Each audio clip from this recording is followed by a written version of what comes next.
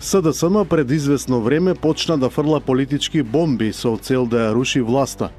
Социјалдемократите се пофалија дека седиштето на партијата е полно со бомби, ама сега експлозии се слушаат баш во нивниот двор. И не е некоја диверзија или контранапад од власта, туку бомбардирањето доаѓа од сопствените редови. Изборот на ново раководство предизвика силна реакција кај поранешни и сегашни функционери во СДСМ. Веднаш од функцијата се повлече председателот на Битолската општинска организација, а по него и во Крива Паланка, еден од малкуте градоначалници што СДСМ ги освои на неодамна завршените локални избори. Остри реакции со барање за оставка на Венко Филипче дојдоа и од поранешниот прв човек на Скопје, Петре Шилегов, а се најавува и активирање на уште неколку порано истакнати челници во СДСМ кои би формирале штаб за спас на партијата од Филипче и Заев. Некогаш силниот СДСМ се чини долго време во следната година ке се тресе од експлозиите на внатрепартиските бомби.